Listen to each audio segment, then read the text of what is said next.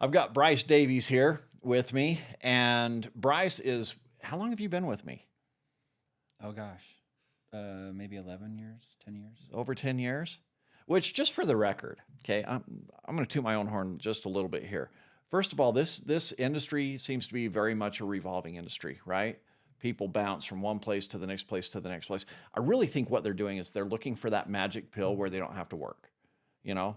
And people promise, oh, come over here and we'll give you leads. And then they learn that's not true. And then I'll watch them. And 6 months later, they've bounced to someplace else and bounced to someplace else. And I've got, if you listed out all my agents, I've got probably 2 pages that have been with me for over 10 years, which is phenomenal. Yeah. And so Bryce and his wife are a team, which makes them doubly phenomenal. Not only that they're both working together, but they've stayed married together, working together. And as far as I can tell, it's only brought you closer together. And I love that. Well, if you ask her, I don't know what she says, but I love it. Good. I don't know if she loves it as much as I do, but if she doesn't, then she's not invited on the podcast. How's that? Yeah, no, it's worked out good. She fills in where I'm weak and vice versa. So yeah. So Bryce and Laurie are constantly some of my very top performing agents. And I wanted to bring Bryce in today and have a conversation with him, more story time. You know, in the past, I've done some interviews with people and we've asked more detailed questions of trainers or mentors and things like that. But I just wanted you to share some stories about what you feel like makes a great real estate agent. And we talked a little bit previous to this. And in fact, one of the reasons this came up is you just called me, was it just last week or 2 weeks ago, where there's a fraud going on in Utah. It's being perpetrated onto the public, but they're wrapping in real estate agents and title companies. They're defrauding a lot of people, or harming a lot of people with this. And I was wondering if you'd be willing to share the story of how this was tried on you and why you, being a good agent, were able to catch it and help avoid problems. So we got a phone call from somebody. Very hard to hear. They said they were in a bad service area. I said, well, just text me. Can you text? He said, yeah, we can text. So they started texting me. They says, we're from New York. We own property up in Eden, Utah. It's about an acre. Okay. And I noticed that the phone number's from Idaho, which no big deal. I mean, someone can have a number from a different area. Right. So I asked them their name on the phone before they actually started texting. I asked the name. Well, I noticed when I asked the name that they said the last name first and the first name last. So, okay. Which that might be odd to somebody. Like, why would they do that? Well, if you pull up any tax record, which are public, right. If you read it, they list the last name first and the first name last. So that was my first red flag. I'm like, why would they do that? And that doesn't necessarily mean it was fraud. They could have just, that's just how they do things. I don't know. Yeah. So they says we really are interested in selling it. Now, here's the thing. They had done some homework because they told me what they wanted to sell it for. And when I pulled up pricing, it was actually pretty close. Okay. So they knew. So that made me think, well, God, they know the market. They know what their property's worth. So, but I, being a little concerned about our first conversation, text them some basic questions like, do you have any water shares? What company is it? That kind of stuff. Questions that a fraudulent person may not know, because water shares aren't on the public tax records. You have to go get those at the water company. Mm-hmm. So they responded and says, well, we're not sure on the water shares. We probably have 4, is what they told me. Well, This is an acre. So if they have 4 shares of water, they're doing really well. But still they asked questions that were somewhat like intelligent. Mm-hmm. The other thing too is I think what's happening is these people who own it live in New York. They don't live local. Tax records have an address. There's no other contact information. So it's a prime subject or prime property, I guess, to pick to fraud, because they're not going to notice if there's a sign on their property because they live in New York. Yeah. So just to be clear, this is a fraud that the first it was brought to my attention was down in southern Utah. Lots of vacant land down there. And so people were calling up, presenting themselves as the owner, actually fabricating IDs, which as we go on with your story, they did to you as well. and actually going through and closing on the sale of the home and getting proceeds from it. And it was never their property to sell to begin with. And the only way you can accomplish that is with vacant property, right? Now, you could potentially do it even with a vacant home. If a home's just sitting there for a long time, you could maybe get away with this, because the whole idea is that the actual owners never see that it's been put up for sale. And they're hiring real estate agents to do this work for them. They're hiring real title companies to do this work for them. And then they fabricate all of the information. And because they're fabricating IDs, I mean, that would be the simple thing, right? And it's not normal for us to ask for ID. You call us up and want us to list your home. Okay, prove to me that you are who you say you are. We haven't had to do that before. But one of the things that a good agent does is when something happens somewhere else to somebody, they report it. And we have a pretty good internal network, right? So that board down there says, hey, this is happening. And then we see it happening up in Park City. And then it was spread out by our board of realtors up here. Now, I happen to be a member of that board down there as well. So I knew about it a couple of weeks before I saw it come up here. But this fraud has started to spread throughout all the state, and it's involving a lot of our local agents. And the good thing about a good agent is that they're plugged into these channels. And that's the one thing that I really wanted to make stand out, is there are, in every profession, there's people that are great at their jobs, and there's people that just leave you scratching your head like, how do you even have a job? Like, how is this possible that you're still employed here, right? And that's why I want to bring you on, is you're one of the great agents. But there are a large number of agents that aren't plugged in to these channels. And so this fraud could be perpetrated on them, and they didn't read my newsletter. They didn't read the newsletter from the boards. You know, they didn't call their broker for support. And if they didn't do any of those things, how easy would it have been for them to miss these little clues that you're picking up on? Because like you said, okay, it's an out-of-state area code. You know, that doesn't necessarily mean it's fraudulent, but all of these things start to trigger like, hey, I've seen something about this. Yeah, and they're convincing too. So if you're not, I mean, I've done work up in Eden. Yeah, this I've isn't had the, signs this up isn't in the Eden. Saudi prince, right? They're like, hey, we've seen your signs up here in Eden. I just sold a house in Eden, so it's not like they have done a little homework. Yeah. So to move forward, I did call broker Eric, let him know what was going on. I also called the Division Real Estate to let them know about the situation on this property. I called the county, let them know that they might want to flag that property. I also called the Sheriff's Department. Now, Right. I know that most people wouldn't go through all that, they don't have time, but I don't like fraud. So Right. that's what I did. Currently, where it stands is I asked them for proof of Who they were. who they were. So they sent me a copy of a driver's license, which once we investigated a driver's license, and we actually called the New York Driver's License Division, and it is a fraudulent driver's license. Where it stands right now is we're in contact with the police in New York. They're trying to get a hold of the people who own the property so they're aware. Okay. The sheriff here in our neck of the woods is waiting to get confirmation on that so that they can make a decision on what they want to do.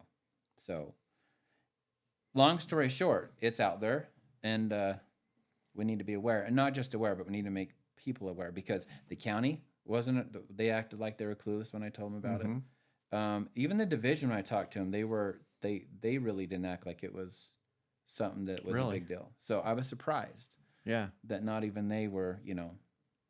And the Sheriff's Department was like, now what's going on? Like, these things aren't getting, part of it is they need to be reported. Yeah. So people are aware. And the more it's reported, and thank goodness for good realtors in other parts of the state that brought it to my attention, to our local board, because like you're saying, all of the typical agencies that would protect people appeared clueless in this, and yet the realtors knew about it. The good realtors did. And I appreciate you for doing that. Now, not everybody is these scary fraud people.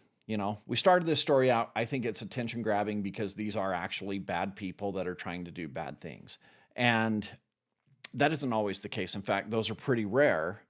But what is a very common occurrence is that we have agents that just quite simply, this is the distinguishing line between a great agent, a good agent, and maybe even a poor agent, okay? Because, yeah, let's be honest, they all exist. The purpose of this podcast is to inspire people to be better, to help encourage people to get the training, to get plugged into some of these resources there. And quite frankly, I think it's a great chance to showcase the great agents and the difference that they can make to people. But there are sometimes agents that are just very simply a little bit, I'm just going to say selfish. And the problem with that, because we're all a little bit selfish, right? I mean, self-love, that's important, right? However, we have this little thing called fiduciary duty, which means that we put our clients' interests ahead of our own.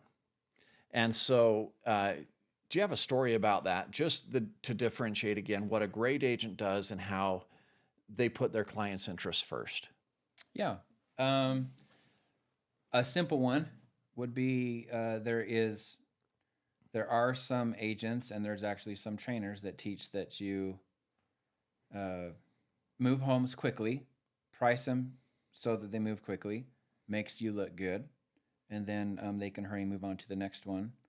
And that's kind of their strategy. There's an agent that I won't mention names, but is very well known and is very good at this. Mm-hmm. I went to a listing presentation where he had just left the previous day.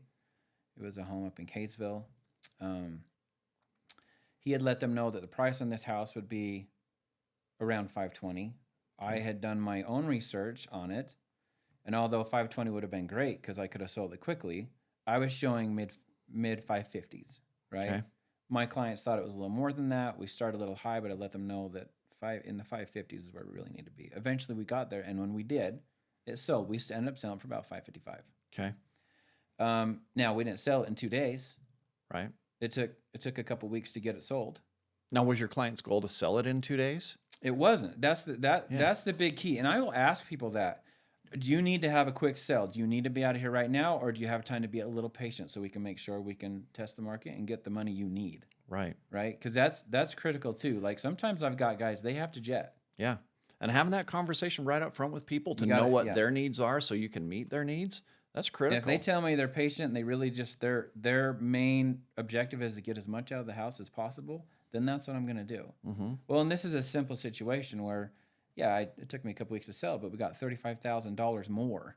So if I had a choice of saying right now, I could get, in 2 days, I could sell it and get 500 or 520, I guess, or I could wait 2 weeks and make $35,000. Not a lot of people that are going to pass up on 35 grand in 2 weeks. That's a pretty good paycheck right there. Yeah, it's a lot of money. Right? I mean, that covers all commission. It just that does. alone. So this is an interesting thing that you mentioned. When I first started training in real estate 15, 16 years ago, there was some studies that had been done by the NAR, the National Association of Realtors, and they said that an agent-assisted home sale was actually the home sold for $60,000 more on average. And this was back when averages were like $200,000-$300,000. Yeah, much smaller. Yeah, significant difference. Nowadays, technology has closed that gap a little bit, but the last study that I saw was still over $40,000 more that the clients made with an agent-assisted home sale. And I think we can attribute that to a lot of things. Pricing a home correctly. There are some serious disadvantages trying to do that kind of thing on your own. Negotiating when you don't have those details, that's hard to do as well. But here we're touching on such a simple concept as just having an agent that has your best interests at heart and says, what are your goals? Rather than this other strategy, which I know is being taught by some people, some trainers out there, which is churn them and burn them. Burn them. Yeah. And, if you only have to work 2 days, think of how many more closings you could have a month. Does that make sense? Sure it does, unless you take into account fiduciary duty, which is our legal responsibility. And once Fiduciary duty and second home sales from referrals. Yeah, that's true. That's a great point. And so when you factor into those things, I don't. There's somebody I know. He was pushing 120 houses a year. mm-hmm. 12, 13 years ago, long time ago. He was one of the top guys. He hasn't done it for a long time. I was talking to him the other day, he's thinking about getting back into it. And he says, I don't even know where to start. I got to start from ground zero. I says, did you not keep track of all of your people? Your people? Don't you have referrals from them? It's like, I hardly ever got any referrals. Like, how did you never get referrals? Because I'll tell you what he did. He was moving them and moving them and moving them, and he didn't do the extra little things that made that person go, I'm going to give this number to my friend or my family member. So I told him, I said, so you just earned a bunch of money. You didn't work for retirement. Yeah. If you want to work for retirement, come talk to me. I'll show you how to actually take care of people and keep track of them. That's great. That's great. So a lot of people, they do see the value in using a real estate agent when they're buying or selling a home.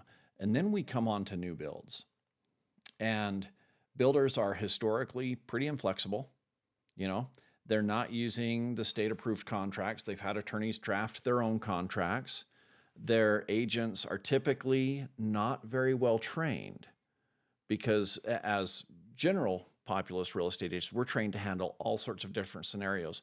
Those agents are instructed by the builder. This is our scenario. You're trained on how to do this. Don't deviate from it. Right? Yep. And so those agents typically aren't as well trained as a good agent that's serving everybody. And I'm not knocking them.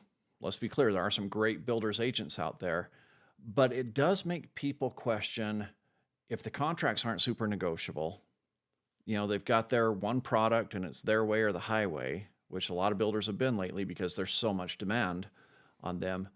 What value does a real estate agent have? So, you know, if I want to buy that new home, why should I call you? So this is one of the areas that actually kind of gets under my skin just a little bit. Okay. There's more moving parts on a build job than any other build. Yet the average person, they will look to go get an agent to help them buy an existing home. But when it comes to new construction, they go drive around, they go to open houses, and they plug into these things without agents all the time. And when you hear the horror stories, a lot of the times they're coming from the build job that they entered into. Mm-hmm. One specific thing, and they do have their own contracts. There's never been a builder contract that I have not read before my clients signed it. Every last piece of it. I'm not an attorney, but I've read enough contracts to know if something sounds fishy. And maybe fishy isn't the right word. Something sounds complicated. And I've been around enough people, and this will shock all the engineers out there, but most people don't read all their contracts. The vast majority of people just put immense faith that somebody else isn't taking advantage of them, and they just look for where to sign because they don't want to feel stupid. They don't want to put somebody out while they sit there and read. Engineers don't care. They'll read every detail. They don't care how long they make you wait. I've had a closing that took 3 hours because he wanted to read in detail every page. So I can tell you that the typical client isn't going to read it, and they're looking at you to help protect them on it. So if you don't read it, you're doing them a disservice. Yeah. So here's the thing. Early on I did a build job that at the end it became a he said, she said when I was an early young agent. No, we never said we'd do that. No, you said you would. No, we wouldn't. No, we would. From that day forth, there's never been a change order. There's never been a change on the plan where I don't make everybody initial. I don't care what builder it is. Mm-hmm. They have to initial that the change has been done. And when it gets down to the end, you would be surprised how many times they're like, we never said we'd do that. I'm like, you initialed it right here. Yeah. And it has to get fixed. And that's happened more times than I can count. This particular story, these guys had wanted to put a side drive for a big RV pad. So we pushed the whole house as far to the left as we could so that we could put this big RV pad right there. Mm-hmm. I showed up because I would do periodically checks on just drive by, look at the house, see what the progress was. And I noticed that they had put a sewer cleanout pipe directly right in the center of where we're going to put this RV pad. Well, that defeats the purpose of us moving the whole house to the left. Now there's a big sewer cleanout pipe sticking out of the middle of the RV pad. So I called the builder, and I called the agent. Well, there's nothing we can do about it. That's just where it has to be put. Well, before I call the builder, I call the city. I call all the municipalities that are in charge of where those sewer cleanouts go so I can know the real answers. My response from the city was they didn't have to put it there. They could put it anywhere in this entire vicinity. One of them said, I have no idea why they put it there. That's not even the easiest spot to put it. So before I called them, I had that information already. When they says, oh no, they had to put it there, says, no, they actually didn't. This is the response from the city inspector. Well, I'm going to have to talk to the builder. The builder got to me and said, Well, we'll move it. We're going to charge your client $1,200. I said, okay. Wow. So being unflexible as they are, what they can't flex on is contractual stuff. Mm-hmm. I went back to that contract, every last word of that contract, to find something that they may have messed up on. I don't care what it was. I was going to hold them to it. Because if Right. they're going to do this, I was going to hold them to it. I found something. When we moved that entire house to the left, their process there, this is a bigger builder, their process was everything needed to be signed off on. We had a signing day where we signed off on all the plat stuff. They missed that. They never signed off on that house. My clients never signed off on that house moving to the left. So I called the agent and I said, what does the plat say that we all signed on that house, where's that house supposed to be sitting? She pulled it up. She says, in the center. I said, and where is it sitting? She said, all the way to the left. I said, okay, I want the entire house moved to the right 10 feet, where it says on the plat it needs to be. That's impossible. Well, it's in the contract, so I want it done. Well, that's unreasonable. I said, well, you can fix it real easy. I want that sewer pipe the sewer pipe clean out, moved 15 feet to the right, out of the way. No charge to my clients, or we're going to have an issue. It was fixed the next week. I love that story. So you just have to sometimes dig in. Like, it's not always easy with them, but people really do need a little bit more support when they're doing builds. You know, and sometimes I've seen builder contracts over 20 pages long. And sometimes you get in there and you get in the weeds and you start really looking at things that they've written, and you're just shocked, almost horrified at the kinds of things they put in there and that everybody's signing off on. And you bring it to their attention and say, can we change this language in the contract? Nope. And really all you can do at that point is go to your clients and say, you need to be aware of this. That's and what you have this here. may be a serious enough issue that we go look at other homes. Let's go look at other builders. Let's talk to other builders. And a lot of people miss those details. As long as they know in advance before they make the decision, Yeah. you've done your job. Yeah. That's what we're here to do, They can- educate and show them what to do. They can make an educated decision to take a risk, but if they don't know about it and it comes back to bite them later on, which happened to a lot of people over the last few years, we saw builders doing some really aggressive things, waiting for the week before closing, hiking the price up $80,000, $100,000, said, fine, you don't like it, you can get out, because they had such a backlog of people wanting the home, and the contracts allowed for that kind of thing. And, it's not like you could take them to court and enforce anything, because what you had signed was a contract that allowed for those types of changes, even a week before closing. There's a common theme that I see amongst great agents, and that is that they perform phenomenal service. Yeah. So we do try to go over the top, maybe more than we should, but we find that most of our bread and butter comes from referrals. Uh-huh. And so we do everything we can to protect that referral process. And when you do that by making them feel comfortable giving you to their best friend or family member. One specific incident that took place, I had some clients that I helped build a house for up in Eden. And they were out of the country on a trip. They called me in a panic. They said our dog sitter showed up to take care of the dog, and they said the window well in the back was filling up with water, and it was only a few inches from spilling into the house. House is only, a year and a half old. Wow. Brand new kitchen down there was where the window well was filling up to go in the house. They called me. They didn't know who else to call. That was their first thought. Like, let's just call Bryce. Our agent. We'll figure it out. So I could not get a plumber up there that quick. I had stuff going on. I had appointments. I moved them. I grabbed my sump pump. I live in Hooper. It's like a 50-minute drive. I tore up there. I got there just as the water started to begin the spilling, just trickling over. Yeah. Got my sump up in there. They didn't have an extension cord long enough. There, ran over the neighbors, got an extension cord, got it plugged in. Long story short, I saved who knows how many thousands of dollars worth of damage from the water going into this basement. What had happened is that we got a really warm day, but it had been winter, so the downspouts were all frozen. So nothing was going down the downspouts. It was just coming right over the top of the roof and over the spouts. Anyways, I saved it.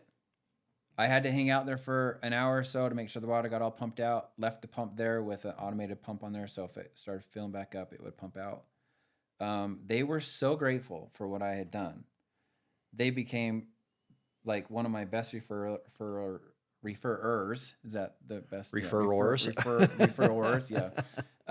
I have got at least 10 deals from them, home sales, that I've closed on as referrals from these two. That's a great story. Here's a couple things that I love about that story is, number one, they thought of you as a resource, right? That says a lot right there about the impression that you made on them, that they could even think of you to help them out at a time like that. Number two, you're busy. You are a great agent. Great agents stay busy all the time. You had stuff, but here was something that became urgent. You canceled, rescheduled your other appointments. You drove 50 minutes. And then you didn't just like drop the sump pump in there and go away. You sat there and monitored it. Because this is a problem that's, it's ongoing. This, it's still coming down. You sat there and monitored it and made sure that these people were taken care of. And so we see that you've built a reputation that people know that you care for them. That reputation means that they call you. It means that they choose to list with you or buy with you. And when that's put to the test, you deliver. And in return, they tell all their friends and say, hey, Bryce is a great person to go to. This is what he did for us. And then that gives you opportunities. And that doesn't happen all the time. It's not every deal that you do that requires something like that. But people know that if something does come up, that you're going to be there for them and have their back. And that's certainly a level of service that you just don't see in any industry, really. Look, I've done great service for some people and really bent over backwards on difficult deals where I seen them use somebody else on the next go round. That happens. It does. You're not going to win them all. But at the end of the day, I felt good about what we did, and the overall product will always bring back returns. I'm always on the idea of whatever you send out comes back to you. Well, I love it. And that's where I love it, and that's one of the reasons I love working with you and your wife in this business.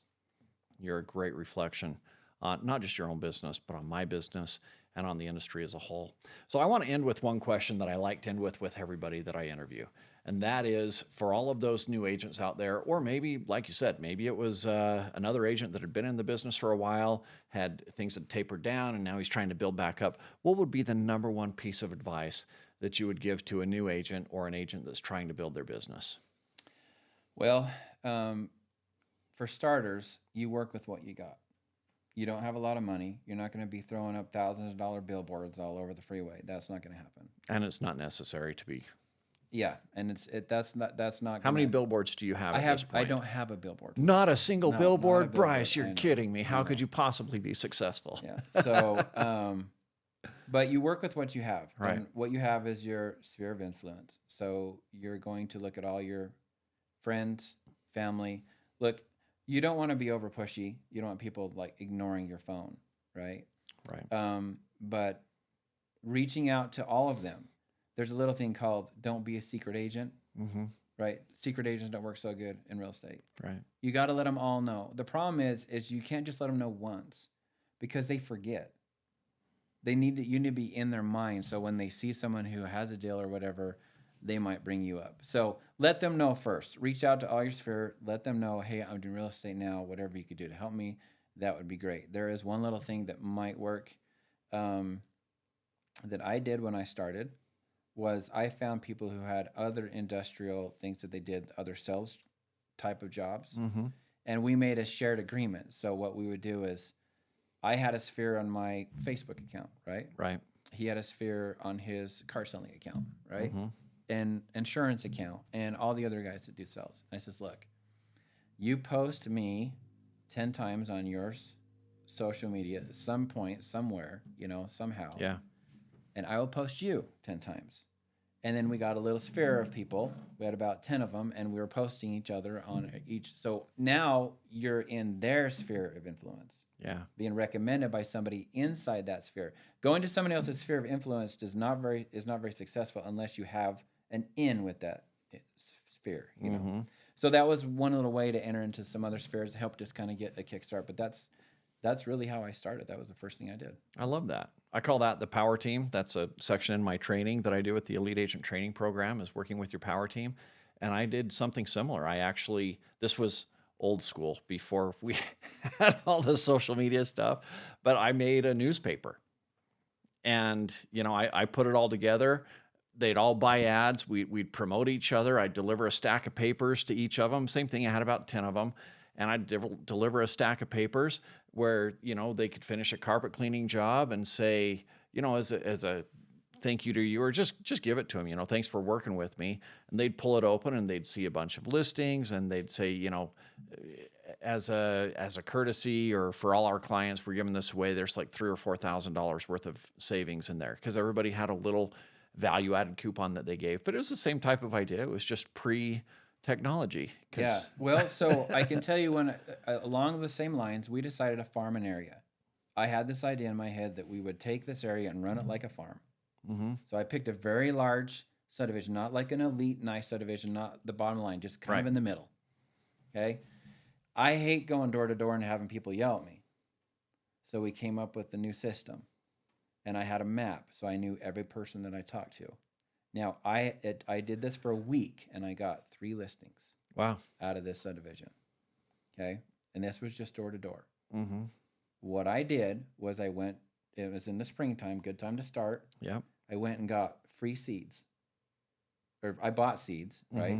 Cheap, like really a whole bunch of cheap seeds that you could get. And I had them in a box, and I would knock on the door. I had our card on them. And I'd knock on the door and say, they would be like, hey, what are you doing at my door? Kind of, you know how people are. Right. And so to offset that, we would surprise them. Before they could even say a word, I'd say, we're handing out free seeds. Would you like some? Before they can even say anything. So they would go from aggressive anger because you're at their door to, oh, wait, what? Yeah. And then the next thing you know, they're going through, and when they're trying to ask questions, I'll be like, you have these flowers, or you have, I just like, has nothing to do with real estate. I just set them all the way off. Yeah. And I passed out these free seeds to every house in that subdivision, and went back several times. We got 3 listings out of there. It took a week. That's cool. It took work. I mean, if you want to work, you can it's get a lot it. of work. It takes work. I did that with flags. I bought a bunch of little flags from Oriental Trading Company, and went around before the 4th of July. And here in Utah, we have the 24th of July as well.